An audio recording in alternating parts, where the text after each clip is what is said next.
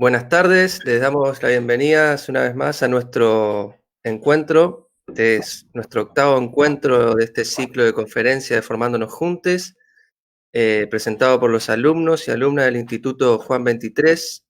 Mi nombre es Mauro Casella, soy estudiante de la carrera de periodismo y estoy acompañado acá con Ana Paula. Buenas tardes, ¿cómo andan?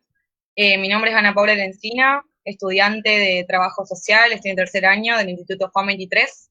El año pasado realicé mis prácticas en el área de niñez, adolescencia y familia de la Secretaría de Desarrollo Social, municipio de Reconquista, y este año me encuentro realizándolas en el área de género y diversidad del municipio también. Así que bueno, Mauro va a comentar un poco cuál va a ser la fundamentación de este proyecto, es decir, por qué se inició este proyecto dentro de este entorno virtual, obviamente que en contexto de pandemia, pero le doy la palabra a Mauro. Sí, Ana, el proyecto se planificó con el objetivo de crear un entorno virtual en donde pueda darse pie al debate y a la reflexión de las problemáticas sociales que urgen en el contexto actual de pandemia. Uno de nuestros mayores objetivos es poder fortalecer la reflexión crítica y analítica sobre nuestra realidad actual, ya sea tanto de las y los estudiantes y los y las profesionales de nuestra comunidad educativa, como también de los ciudadanos que se unan a este ciclo de conferencias. Buenísimo. Con nosotros tenemos aquí a Nerea Takari, quien va a abordar la temática de diversidad y políticas de igualdad. Nerea es licenciada en Trabajo Social y actual directora provincial de Políticas de Igualdad de la Secretaría de Estado de Igualdad y Género. Militante feminista, ha trabajado en instituciones anterior a su puesto actual, como en el Hospital Iturraspe, en la ciudad de Santa Fe. Bueno, estuvimos hablando con Nerea un poco cómo va a ser la modalidad de esta disertación, va a ser distinta a las demás, porque ella prefiere el intercambio, que está buenísimo, es mucho más fructífero, digamos, y más provechoso, así que bueno, Nerea va a hablar por unos minutos, 20, 30, ella lo va a decidir, y ustedes ya están habilitados a partir de ahora, a partir de que ella comience a hablar, a hacer sus preguntas, consultas, planteos sobre la temática. Lo pueden escribir en el chat del vivo y después vamos a dar pie al intercambio. Así que bueno, damos inicio y le cedo la palabra a Nerea. Muchas gracias. Bueno, muchas gracias a ustedes. Buenas noches, buenas tardes a todas, a todos. Gracias por la invitación. La verdad que, bueno, yo soy estudiante, soy licenciada en Trabajo Social, me recibí ya hace varios años, en 2009 creo, 2008. Y bueno, estas actividades de diálogo, de intercambio con los y las estudiantes me parecen súper importantes y fundamentales para poder pensar estrategias de intervención desde una perspectiva de derechos humanos, ¿no? Así que celebro estas instancias que vienen llevando a cabo y bueno, vuelvo a agradecer la invitación. Como recién decía, les comentaba Ana Paula, yo prefiero no desarrollar una ponencia, y esto es muy de trabajo social también. Prefiero el intercambio, el diálogo, que puedan hacer preguntas, y yo voy a hacer un desarrollo muy corto, muy amplio, una introducción, y contarles un poco también cuáles son las políticas que estamos llevando a cabo desde la Secretaría de Estado de Igualdad y Género. Para empezar, me parece sumamente importante aclarar que, bueno, que a partir de 2003 en nuestro país se inauguró un modelo de inclusión que promovió conquistas de ciudadanía social, política y civil. Conquistas en materia de derechos vinculados a la orientación sexual y la identidad de género, como lo fue la Ley de Matrimonio Igualitario en el 2010 y la Ley de Identidad de Género en el 2012, ¿no? Un poco estas leyes, aparte de ser revolucionarias e históricas, y fue una conquista y una lucha por parte del movimiento, de los movimientos sociales, sobre todo de las compañeras trabas, ¿no? Y hablo de las mujeres trans, sobre todo, porque vienen a romper un poco la tradición en donde, o lo que tradicionalmente el Estado implementaba hacia la población trans, ¿no? Que por lo general implementaba políticas de criminalización y que excluían al colectivo trans travesti, vulnerando todos sus derechos. ¿Sí? Justamente a través de esta ley de identidad de género se implementan los derechos como el cambio registral, el DNI, el FUIL, de acuerdo a un género autopercibido, y también estas leyes permiten un acceso a la salud integral, en el marco, ¿no?, de un enfoque más inclusivo e integrador. Igual, quizás antes de avanzar un poco más en esto, quizás poder conceptualizar un poco a qué denominamos personas trans, transexuales, transgénero. Las personas trans son las que su identidad se autoperciben o su identidad de género no coincide con el asignado al momento de nacer, ¿sí? El prefijo trans justamente rompe con la norma, con lo heteronormativo, transgrede esto de lo cual la sociedad o rompe con el mandato que la sociedad espera, y cuando hablo de sociedad hablo de instituciones y de la sociedad en general, que espera en cómo nosotros nos comportemos de acuerdo a si tenemos vagina o si tenemos pene, ¿no? Las principales sanciones que viven las personas trans, travestis, son el rechazo del entorno familiar más inmediato, ¿no?, y de la comunidad en general, que estigmatiza o que las ubica y las coloca como personas pervertidas, las criminaliza, las patologiza. Toda esa violencia viene por parte de las instituciones y de la sociedad en general, como recién decía. Estos tipos de violencia legitiman también otros actos actos violentos de exclusión, violencia física, e incluso llegando a un travesticidio o un transfemicidio. Todo esto bajo un discurso de odio, ¿no? Y que en realidad es un discurso que busca normalizar estas identidades subversivas o transgresivas que recién les decía, y que justamente vienen a cuestionar la naturalización de los conceptos sexo y género. Este discurso de odio, estos actos de violencia, buscan volver o normalizar esas identidades, ¿no? En todos estos años, a partir del 2003 sobre todo, hubo un avance en cuanto a lo normativo, a lo legal, sobre todo en cuanto a las conquistas legales, ¿no?, que si bien son sumamente importantes porque son un paraguas legal, no bastan. Y no bastan para transformar la cultura o reparar las situaciones de desigualdad y discriminación histórica por las cuales las compañeras atravesaron y atraviesan en todos los ámbitos de su vida cotidiana, ¿no?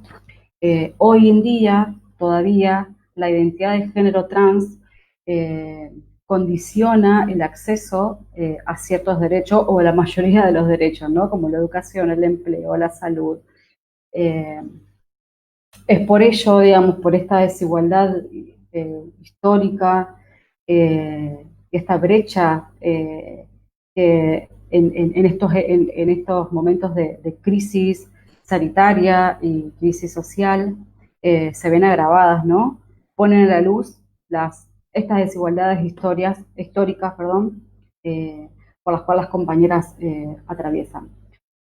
Por ello, me parece que es súper necesario el compromiso de los estados, tanto nacionales como provinciales y municipales, locales, la necesidad de pensar, la urgencia de pensar y en desarrollar políticas públicas que permitan enfrentar justamente las formas más duras de exclusión y transformar el sentido común, ¿no?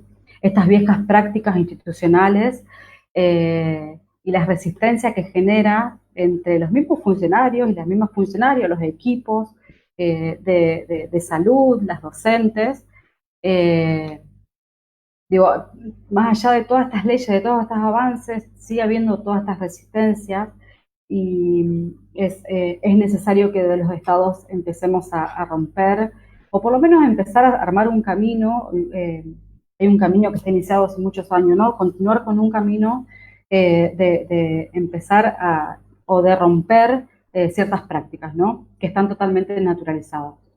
El desafío es enorme, ya que es necesario esto, repensar toda la organización de instituciones, de prácticas y de enfoques, ¿no? Fundamental, para adecuarlo o para ir acomodándolos a las legislaciones existentes, ¿no?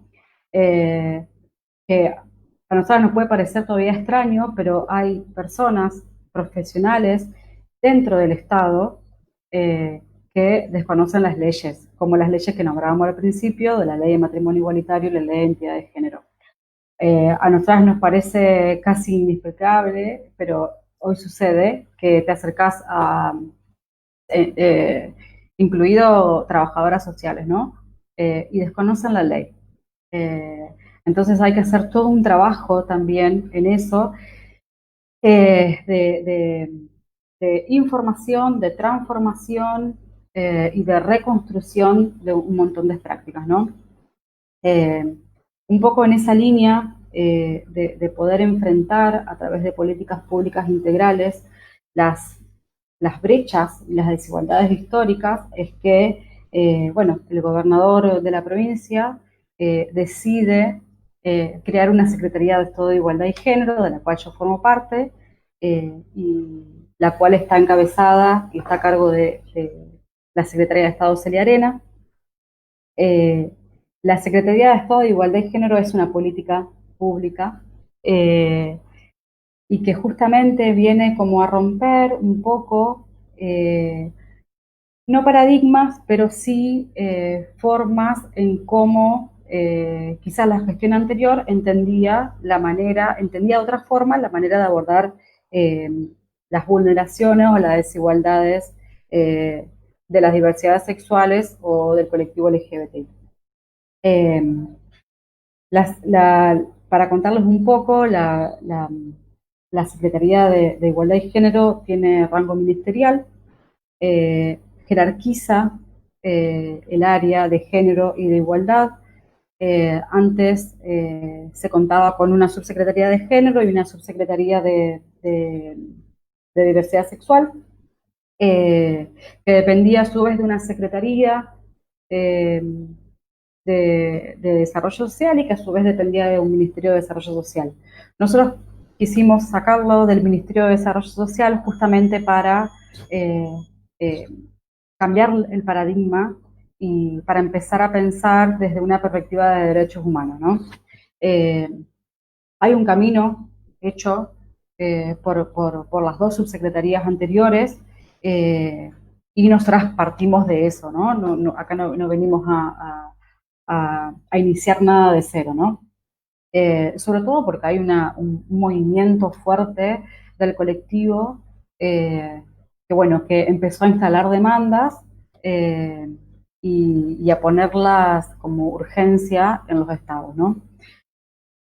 Nosotras desde la Secretaría de Igualdad y Género, todo lo que teníamos planificado, para decir verdad, hay un montón de cosas que fueron truncadas por la pandemia. Nosotras arrancamos el 10 de diciembre, primero con un presupuesto que no nos correspondía, fue un presupuesto que se votó el año pasado y que correspondía a una subsecretaría que dependía de esto, de una secretaría y a la vez de un ministerio. Entonces es un presupuesto que no nos corresponde como Secretaría de Estado, no corresponde a sus competencias, ¿no? Bueno, de hecho, la semana pasada presentamos el presupuesto 2021 y que después, si quieren, le ampliamos un poco más, pero bueno, empezamos a pensar el presupuesto con perspectiva de género. Con ese presupuesto pequeño y con la pandemia en sí, más una crisis de 4 años de macrismo, sobre todo con la pandemia se nos cumplió bastante poder cumplir un poco con lo planificado, ¿no? Y también porque nosotras tuvimos que armar toda una estructura nueva que no existía, ¿sí? Estábamos terminando de armar todo y se vino la pandemia. Más allá de eso, nosotras apenas se decretó la pandemia, enfocamos nuestros esfuerzos y todo sobre todo, atención y abordaje, si se quiere, alimentario de la población trans travesti de toda la provincia, porque era una demanda del colectivo de no tener esa necesidad básica satisfecha, ¿no? Entonces nosotros tuvimos que empezar nuestra gestión con esa necesidad básica insatisfecha, lo cual es un montón porque estamos hablando de alimentos, comida.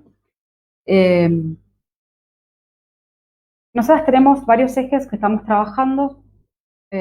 Uno de ellos es fuertemente la ley Micaela, lo cual es una ley revolucionaria porque viene a transversalizar la perspectiva de género y diversidad sexual. Nosotras desde la Secretaría agregamos la perspectiva de diversidad sexual, no solamente la atención hacia víctimas de violencia hacia mujeres, sino modos de abordar las situaciones y de acompañar a la población LGBTI, ¿no? Esa ley a nosotros nos permite transversalizar esta perspectiva, trabajar, formar y capacitar a toda la administración pública, ¿sí? Nosotras quisimos ir un poco más allá de eso y estamos firmando convenios con todas las comunas y municipios, con las 365 comunas y municipios, para capacitar en ley Micaela, ¿sí? A nosotros nos parece fundamental, porque digo, estas son políticas que quizás las vamos a ver a largo plazo, ¿sí? Quizás hoy no la vamos a ver porque, bueno, después de un taller o 2 talleres o 4 talleres, y bueno, no vamos a lograr cambiar miradas o formas de pensar o formas de mirar la realidad de un momento para el otro o por 4 talleres, ¿no? Digo, por eso nosotras decimos que es revolucionaria, y a nosotras nos permite formar a equipos que después no vulneren derechos, ¿sí? Y que mejoren la calidad de vida. Ley Micaela es uno de los ejes fundamentales y no es solamente el trabajo con mujeres, sino es una política pública que incluye a la diversidad sexual. Nosotras no hablamos más de política para las mujeres, sino que hablamos de políticas de igualdad, ¿sí?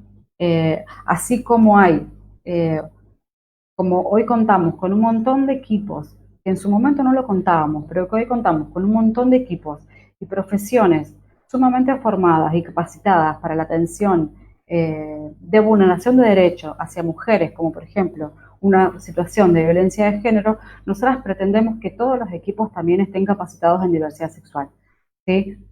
No solo una perspectiva de género hacia las mujeres, sino una perspectiva de diversidad sexual. Como dije recién, es un camino a largo plazo y seguramente los resultados los vamos a ver más adelante. Nosotras queremos, las políticas públicas que estamos pensando, si bien hoy estamos llevando a cabo esta asistencia alimentaria, que es una política muy focalizada y muy asistencial, si se quiere, pero cuando estamos en crisis social y en crisis sanitaria es lo que hay que garantizar. Y en paralelo estamos pensando en políticas a largo plazo. La de Micaela es una, estamos con educación armando un dispositivo educativo para la población trans travesti no excluyente, muy similar al Mochaceli.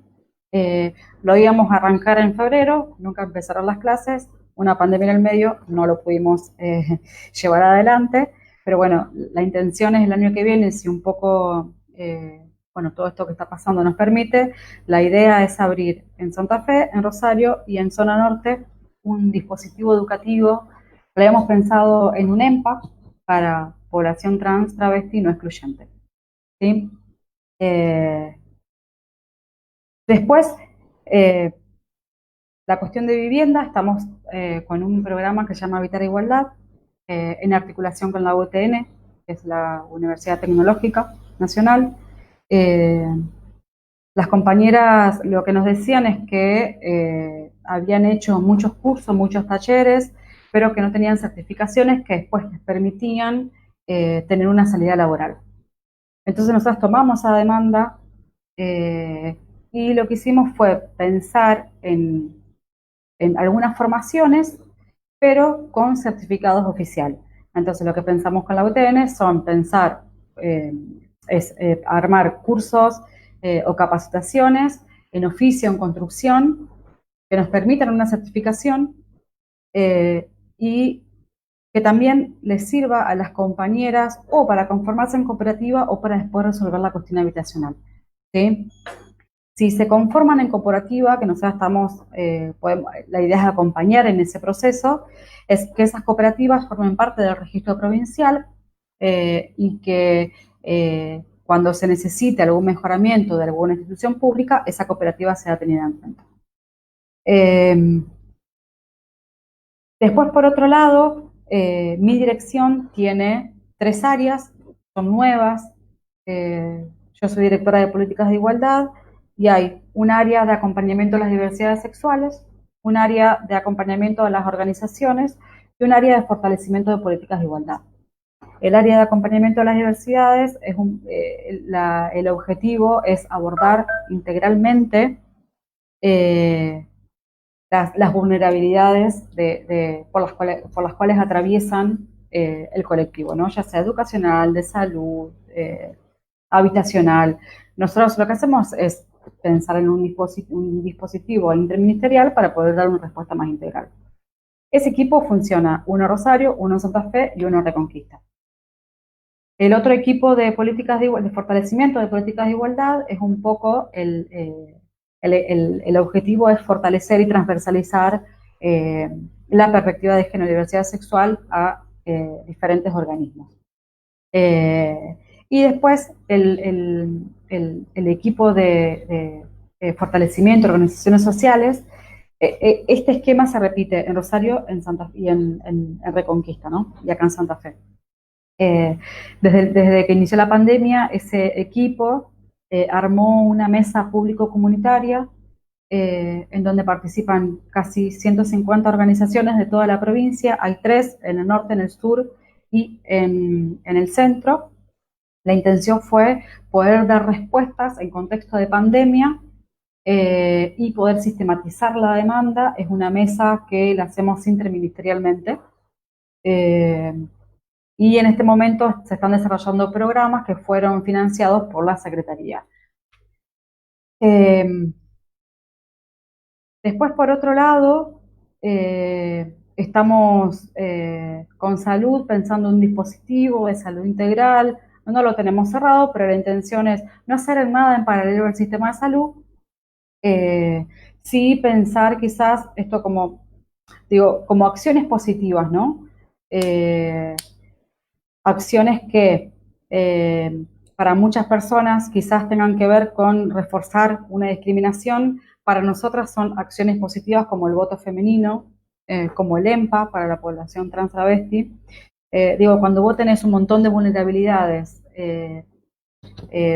antes vulneradas, derechos vulnerados previos, y bueno, vos tenés que pensar en estrategias hoy para poder garantizar ese derecho y en el mientras tanto ir haciendo el trabajo, ¿no? Otra cosa que fuimos implementando, yo estoy contando esto son, porque son respuestas que el Estado está dando a estas desigualdades que son, como al ser históricas, no creo que nosotras podamos resolver en 4 años estas desigualdades, ¿no? Pero sí por lo menos nosotras queremos dejar instaladas algunas cosas. En articulación con el Ministerio de Desarrollo Social, teniendo en cuenta que las compañeras, uno de las complicaciones que más tienen es poder acceder a un empleo formal, ¿no? Entonces no tienen ningún ingreso. Hoy tienen la IFE, ¿no? Muchas de ellas. Pero lo que hicimos acá en Santa Fe, ustedes la deben conocer, hay una tarjeta única ciudadana que es de 350 pesos. Nosotros lo que acordamos con Desarrollo Social es que para las compañeras hoy le podamos dar esa tarjeta única ciudadana y aumentárselo a 1.000 pesos, y la intención es de acá a 1 mes, 2 meses poder seguir aumentándosela y llegar casi a 3.000. Y esa tarjeta a las compañeras le queda. Por eso cuando yo digo que nuestras políticas o la intención que queremos es dejar instalada cosas y que seguramente nosotras no la vamos a ver, pero por lo menos nosotras no nos queremos ir y que las cosas se caigan con nosotras. Hay una lógica que cambió y es que quizás las respuestas no las damos nosotras derivamos a nuestros equipos y los equipos son los que intervienen y los que dan respuesta, porque nosotros en 4 años quizás no estamos y los equipos sí. ¿Sí? Después algo que es muy revolucionario también fue la modificación de la ley 5110 que salió la semana pasada en Senado. La ley 5110, no sé si la conocen, es una ley provincial para madre soltera, por discapacidad y no me acuerdo qué otra categoría o qué otras vulnerabilidades más.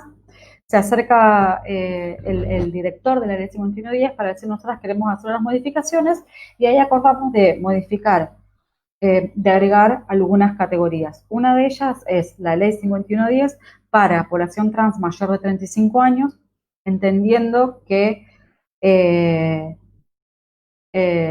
bueno, eso, toda esta brecha y esta desigualdad por la que atraviesan y que hoy la expectativa de vida son casi los 40 años, y una pensión transitoria de un año y 6 meses para víctimas de violencia. ¿Sí? Esto también es una propuesta que hizo el año pasado una organización de Rosario, así que bueno, junto a esa organización trabajamos esa modificación. Y la verdad que se aprobó en Senado, porque toda modificación tenía que aprobarse en Senado, se aprobó, pasa a diputado, que seguramente, bueno, se va a aprobar, y eso le va a dar es una reparación histórica para las compañeras, porque es después de 35 años de exclusión, de vulneración, de no poder acceder a casi ningún derecho, bueno, tenés un ingreso mensual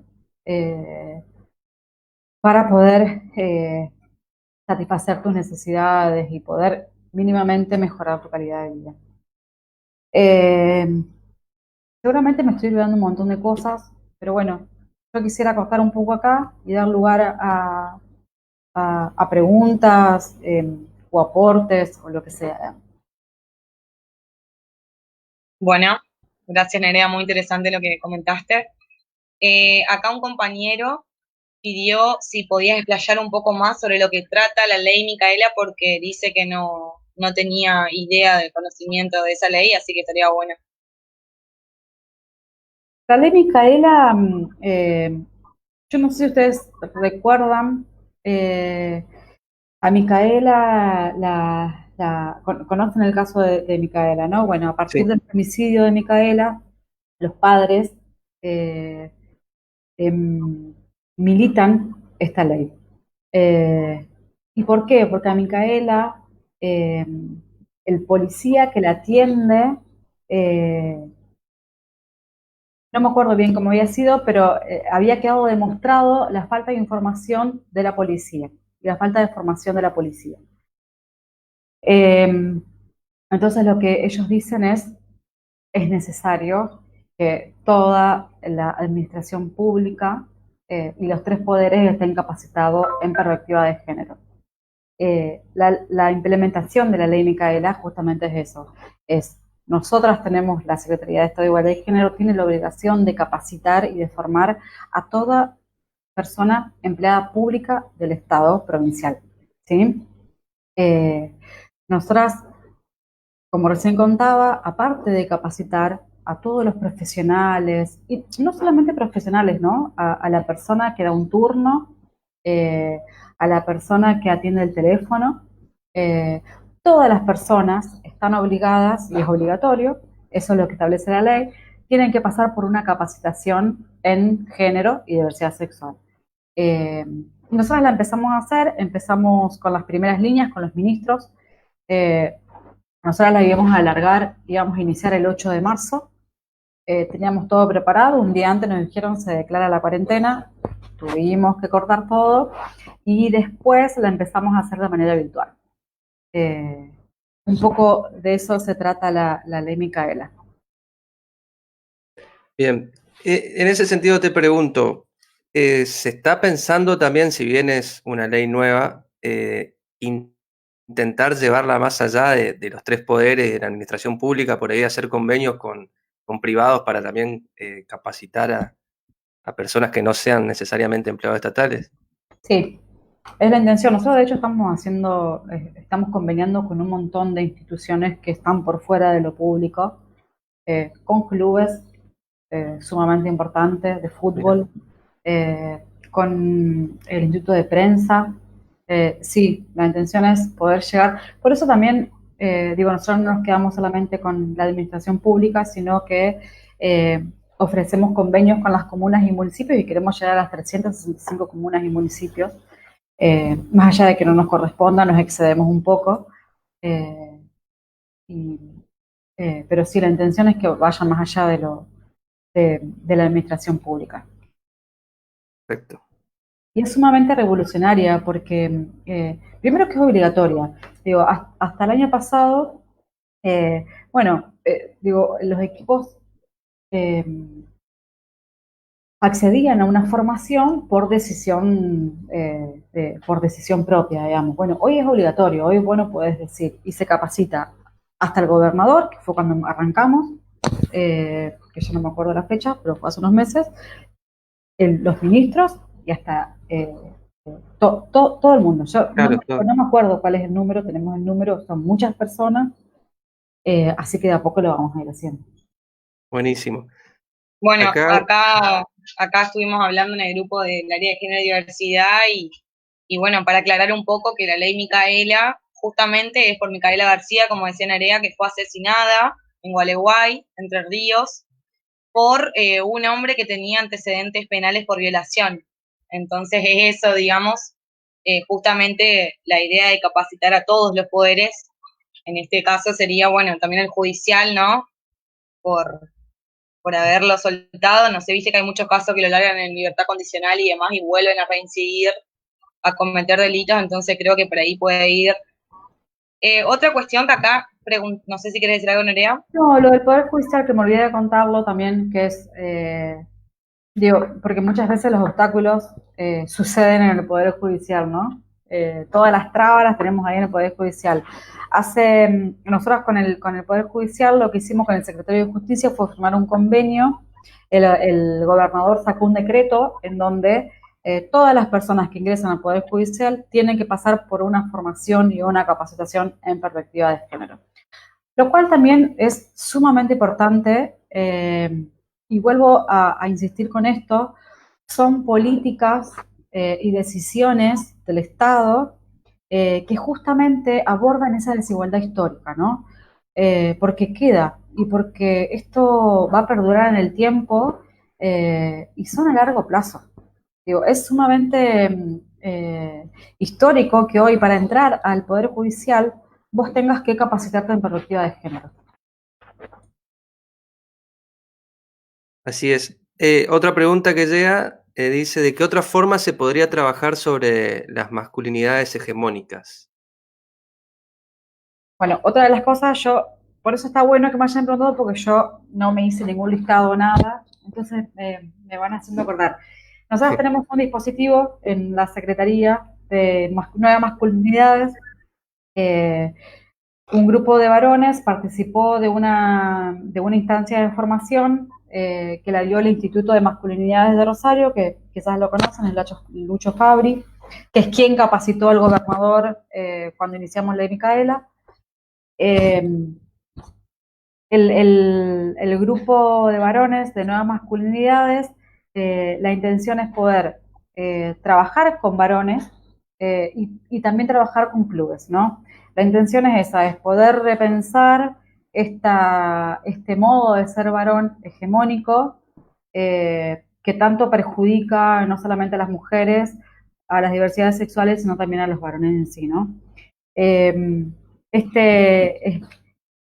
También dentro de este programa de Nuevas Masculinidades va a haber un programa que se va a llamar Paternidades en Igualdad, y también la idea es poder trabajar estos modos de ejercer la paternidad y poder ejercer la paternidad de otra manera, ¿sí? Y poder... Nerea, ¿cómo se va a llamar el programa? Paternidades en Igualdad. Paternidades en Igualdad, buenísimo. Sí. para anotarlo.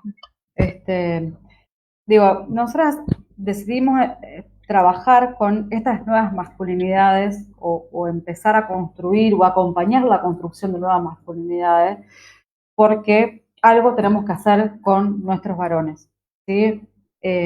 Sin sacarle la urgencia y la necesidad de poder trabajar con las mujeres y con las diversidades sexuales, tenemos que empezar en paralelo, poder trabajar estas nuevas, o la construcción y el acompañamiento de estas nuevas masculinidades. Porque, ¿cuántos años pasaron de las mismas políticas públicas enfocadas al acompañamiento de mujeres, y que es sumamente importante y que esto nosotros lo seguimos haciendo, pero hay algo que nosotros no estamos haciendo y le estábamos ahorrando, y es no trabajar con la otra parte, digamos, con otra parte del problema, digamos. Esto nos va a llevar claramente un montón de tiempo también, y hay muchas resistencias, mucha más resistencia que en cualquier otro ámbito, digamos, o con cualquier otro tema que trabajar con un varón, la forma de ser varón, digamos. Bien. ¿Qué trabajos están realizando ahora en contexto de pandemia? Más allá que algunos comentaste en base a los convenios y demás, pero por ejemplo, yo sabía del plan Incluir, que me lo comentó una compañera que también trabaja con Nerea de Santa Fe.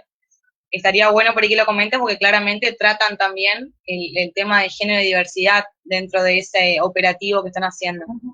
Sí, el plan Incluir lo estamos llevando a cabo en Barrio Las Lomas, que es un barrio del cordón oeste de la ciudad de Santa Fe, y en Nuevo Alberdi, en Rosario. La idea es después avanzar en otros barrios. Elegimos estos barrios porque el estado de abandono por parte del Estado era inaceptable. Yo les voy a contar un poco del operativo en el que estoy participando acá en Santa Fe. El plan Incluir es una estrategia multiagencial de mejoramiento barrial, ¿no? Y un mejoramiento integral. Por eso la intervención, o por eso quienes estamos en el plan Incluir, es desarrollo social, es cultura, salud, educación, seguridad, nosotras, todos los ministerios, ¿no?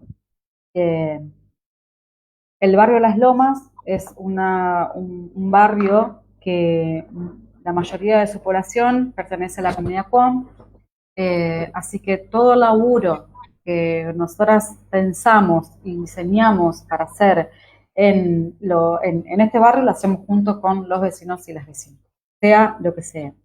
Nosotros nos instalamos hace 2 semanas en el centro de salud, y la intención es, en 1 mes y medio, Las Lomas linda al este con un zanjón de casi 5 metros de profundidad, y está rodeado por microbasurales.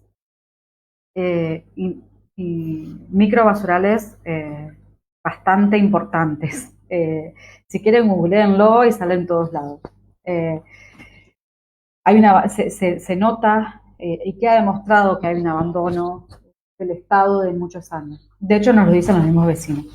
Entonces, nosotros nos planificamos un trabajo de saneamiento ambiental en 1 mes y medio, poder limpiar y sanear todo ese zanjón con máquinas, con cuadrillas de trabajo. Cuando hablamos de cuadrillas de trabajo, lo vamos a hacer con las compañeras y los compañeros del barrio. Y en paralelo a eso, estamos coordinando un laburo de promoción de derechos, casa por casa, con las compañeras promotoras del barrio. ¿Sí? Las compañeras van a hacer un esquema de promoción de derechos, de saneamiento ambiental. Digo que esta intervención más práctica de saneamiento, de limpieza, está acompañada por un laburo de concientización, y eso lo van a hacer las compañeras del barrio acompañadas por nosotros. Muchas de las compañeras lo que nos decían es, yo es la primera vez en muchos años que duermo tranquila. Porque este laburo de saneamiento, de mejoramiento de las calles, de la iluminación, no tiene ningún servicio público. Entonces, todo este mejoramiento por supuesto que va a hacer que, o va a permitir que las mujeres y las diversidades sexuales, bueno, se sientan más tranquilas al momento de usar ese espacio público, ¿no? Y que ese uso del espacio público sea más equitativo, porque quienes más expuestas nos encontramos en todos los espacios públicos, pero fundamentalmente donde no está la iluminación, donde no pasa el colectivo, somos las mujeres, ¿no? Eh, entonces, esta perspectiva de género que atraviesa el programa es sumamente fundamental, ¿sí? Poder tener esa mirada de que también un trabajo de saneamiento mental va a favorecer muchísimo a las mujeres y las diversidades sexuales, ¿no? Esa es como una perspectiva de género que nosotros queremos instalar o transversalizar en todos los programas del gobierno. Bien, y por ahí ahora están más en etapa de planificación y para desarrollarlo, porque acá una pregunta que justamente me llega es cuáles tienen planificado realizar después de la pandemia. O sea, por ahí, en esta situación particular está toda la planificación, pero después poder llevarlo a la práctica hay que esperar un poco. No, nosotros Se lleva a la práctica igual, sí, se está llevando. todo lo que yo conté recién, algunas de las cosas ya las estamos desarrollando y otra de las cosas, esperemos que en enero o en febrero ya no podamos como avanzar, por lo menos en la presencialidad, cosa que nos permita poder pensar cuestiones, poder concretizar o concretar alguna de todos estos programas. También tenemos un programa que se llama Familias en Plural, que la idea es acompañar diversas familias que tienen a su cargo algún niño diverso, ¿sí? Es una especie de consejería y de acompañamiento. Eso nosotros no lo podemos desarrollar porque no nos permite la presencialidad. Claro. Eso, el EMPA, el Programa Evitar Igualdad. Sí. Y también por ahí, en ese sentido, me parece que es importante lo que vos mencionabas en un momento, pensar el presupuesto con perspectiva de género. Sí. El presupuesto con perspectiva de género lo anunció el gobernador y, bueno, Celia, la Secretaría de Estado, hace unos meses. La intención es que el año que viene en el presupuesto haya 4 programas con perspectiva de género. En el 2022 haya 6 programas y en el 2023 estén todos los programas con perspectiva de género. También es sumamente importante y fundamental empezar a pensar un presupuesto. Bueno, creo que hace 2 días también lo anunció el Gobierno Nacional con Eli y Alberto, también lo del presupuesto con perspectiva de género.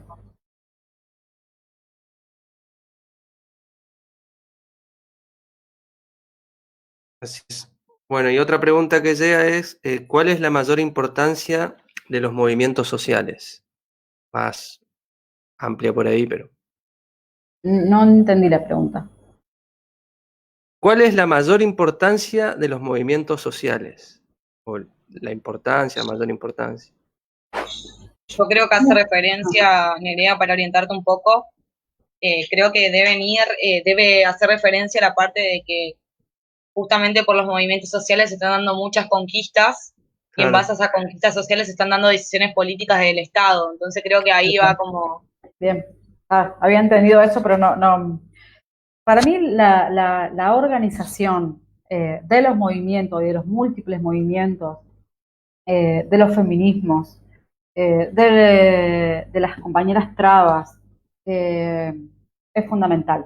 Digo, nosotros podemos tener un Estado garante, como lo tuvimos muchos años en nuestro país y hoy lo volvemos a tener. Nosotras tenemos la ley de identidad de género, la ley de matrimonio igualitario, por una conquista de las organizaciones, ¿no?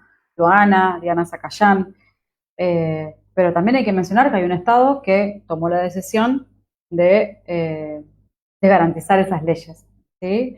De materializar esas leyes, y eso es importante, pero no hubiesen sido posibles sin los feminismos, sin los movimientos en las calles. Lo mismo pasó con la IDE, con la ley de aborto. Bueno, yo antes de asumir este cargo era socorrista, después bueno, me tuve que correr porque no me daban los tiempos, pero digo, nosotras, los feminismos en relación al aborto, venimos hace muchos años planteando la necesidad de una ley de voluntaria del embarazo, ¿no? Y lo que sucedió hace 2 años en diputados y en Senado es increíble, es histórico. Más allá de que no la hayamos sacado, digo, sacamos la palabra aborto, o pusimos sobre todo la palabra, lo sacamos del closet básicamente, y pusimos la palabra aborto en las mesas, en los almuerzos, en la cena, en los medios de comunicación. Digo, quizás no la ganamos legalmente, pero hay una cultura, hay un cambio cultural en el que lo dimos, y que eso es gracias a los movimientos sociales. Los movimientos sociales son fundamentales. De hecho, por eso nosotros también tenemos un equipo, que te contaba al principio, que es un equipo de fortalecimiento a las organizaciones sociales, porque nosotros a las organizaciones sociales las necesitamos fortalecidas, porque son quienes nos marcan las agendas, ¿sí? Y son con quienes nosotras trabajamos y territorializamos todas las políticas públicas. Así que yo creo que el rol de las organizaciones, de los movimientos sociales, es fundamental, y para pensar sobre todo las políticas públicas, para diseñarlas a las políticas públicas. Porque vos podés diseñar una política pública sentada en un escritorio, no teniendo en cuenta el contexto, el territorio y las demandas, y bueno, y sí, le vas a errar, digamos. Claro. Así es.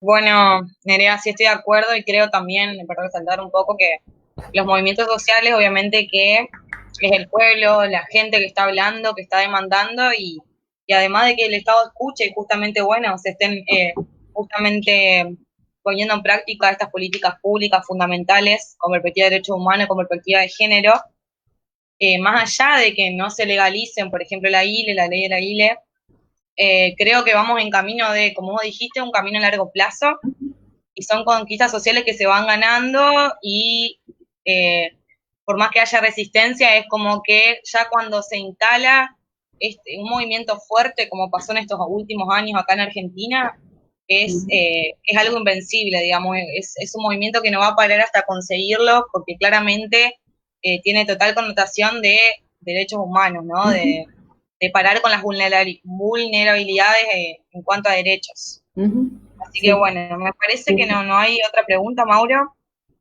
No, yo no tengo más acá, no me llegan más. Bueno, terminamos intercambiando, Nerea.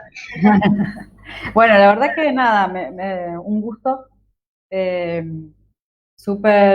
Vuelvo a celebrar estas instancias de intercambio y de diálogo, y sobre todo el tema política pública y diversidades sexuales. Lo digo acá, me hubiese gustado en mi universidad haber tenido estas instancias. No me hago la vieja igual porque tengo 36 años, no es que... pero bueno, no era otra época, digamos, no estaban instaladas estas conquistas sociales, digamos. Así que bueno, yo lo celebro y me parece sumamente rico y bueno, y fundamental. Perdón, estaba hablando. No, porque lo escuché, se me cortó el audio en un momento. Bueno, hasta aquí ha llegado nuestra conferencia de hoy. Le agradecemos claramente la disposición de Nerea, nuestra disertante elegida, por habernos dado su espacio y tiempo para hacer posible este diálogo, ¿no?, constructivo sobre lo que es diversidad y políticas de igualdad. Es una temática la cual debe abordarse urgentemente, ya que hay muchas mujeres víctimas de violencia de género y también personas que forman parte de la comunidad LGTBI+, que requieren que sus derechos estén garantizados. Es por eso que la Secretaría en donde trabaja Nerea se está ocupando como organismo estatal por atribuirle sus derechos y darle herramientas para que puedan resolver sus problemáticas, ¿no? Ya sea por ser víctima de violencia de género o sufrir exclusión educativa, laboral, de salud, como hablaba Nerea. Además, también este organismo estatal surge como iniciativa para reivindicar y reconocer los derechos de estas personas que son discriminadas, patologizadas, criminalizadas y excluidas por la sociedad en general, que justamente es lo que había dicho Nerea al comenzar la disertación. Así que bueno, estuvo buenísimo el diálogo. Creo que es importantísimo que claramente se instalen estos espacios dentro de esta forma virtual, claramente por la imposibilidad de poder hacerlos presencialmente. Así que bueno, muchísimas gracias al público también que nos estuvo viendo y los esperamos la próxima conferencia en donde vamos a estar ya colocando la información en varios días. Así que bueno, muchísimas gracias a todos.